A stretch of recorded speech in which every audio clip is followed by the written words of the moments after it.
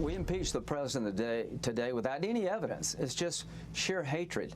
If this becomes the norm, be careful. How do you survive as a president in the future? This will be an attack on the presidency in perpetuity. We are back now with this Fox News alert. Senate Judiciary Committee Chair Lindsey Graham sounding off on the impeachment, warning it could backfire down the line. Our next guest voted against impeachment. Republican Texas Congressman Brian Babin joins us now. Congressman, why do you see a slippery slope here? Well, I think it's just like Senator Graham just said. It's going to lead to problems in the future, and it could come back and bite these Democrats, too. And, you know, I just felt like this thing was so rushed. And you look back at the history of this thing, Todd and Jillian, and you see that less than 20 minutes after President Trump was inaugurated back in January 17, less than 20 minutes after he was the president of the United States, the Washington Post ran a headline, the campaign to impeach President Trump has begun. And they never stopped, and they're continuing on, even with the guys got 7 days left. And yesterday we had to vote on an impeachment that had no witnesses, no due process. All they had were press reports, and it was inexcusable. So there were 10 GOP lawmakers that backed impeachment. We can go ahead and pull that up on the screen for you now. When this thing goes to the Senate, there would be 17 Republicans that would be needed. Do you think that they can get that number? Is that possible? Oh, I think they can, and I hope they can, because doing this at this point in time is ridiculous. And, you know, if they're going to impeach a president over incitement, quote unquote, then just about every Democrat in the House of Representatives and in the U.S. Senate could be impeached and removed from office as well. Just to be, every one of them. Sorry, if I can interrupt real quick, because I think we might have had a misunderstanding there. There would be 17 Republicans that would be needed to break ranks and to vote for impeachment in the Senate in order for him to be impeached. So you are saying you think that they would have that number, or that they wouldn't have that number? No, I don't think they're going to have that number. Okay, gotcha. Jillian. Yeah, I'm sorry. No, I just wanted to clarify.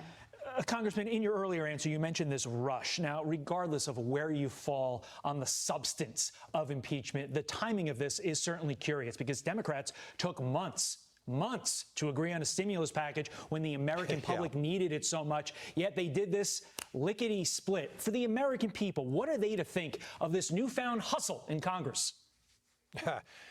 You know, I can just tell you that the American people see right through this. And quite frankly, 74+ million Americans voted for President Trump and for us Republicans. And I think they see the hypocrisy. It's just overwhelming. When we see, like you just said, it took that many months for Pelosi and her crew to come together with us on a COVID package, and yet within a matter of days, we've got an impeachment, which is, you know, not exactly the most common procedure that we see up here in Washington, D.C. But, hey, this is the nature of the beast at this point in time and inside the Beltway. And I think that a lot of Americans are absolutely put out with the way things are run up here in this city. And I felt very much the need to express my, dissatisfaction with this impeachment process. Even those of us who objected on January the 6th, right, which is our constitutional right, have been pilloried. We've been told that we need to be arrested for treason. And when we look back, we'll see strangely in May of 2017, Ms. Pelosi herself said that the 16 election was hijacked, quote unquote.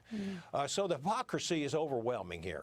Before we let you run, we want to get your opinion on this. Let's talk about big tech for a second, because Jack Dorsey sends out a tweet, and this reads, quote, "I do not celebrate or feel pride in having to ban the president from Twitter, and sets a precedent I feel is dangerous. The power an individual or corporation has over a part of the global public conversation." What do you make of his statement?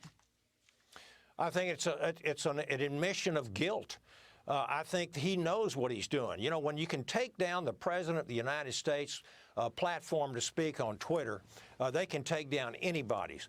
And there again, hypocrisy. We've got Louis Farrakhan, the Ayatollah, Chinese propagandists that still have Twitter accounts, and yet the leader of the free world cannot send out a tweet.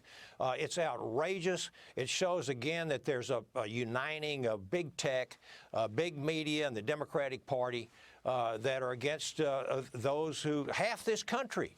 And I think it's a very, very dangerous precedent. We've seen the leaders of the Western nations, some of them not really friends of President Trump, who have said, like Angela Merkel in Germany, who have said this is really a dangerous precedent to set, to take down the Twitter account and other platforms of the President of the United States. Can happen anywhere. Very, very dangerous for those of us who believe in freedom and our constitutional rights. We've seen them trampled in the last few days. In fact, the last year. We've seen the hypocrisy of the left have fomented,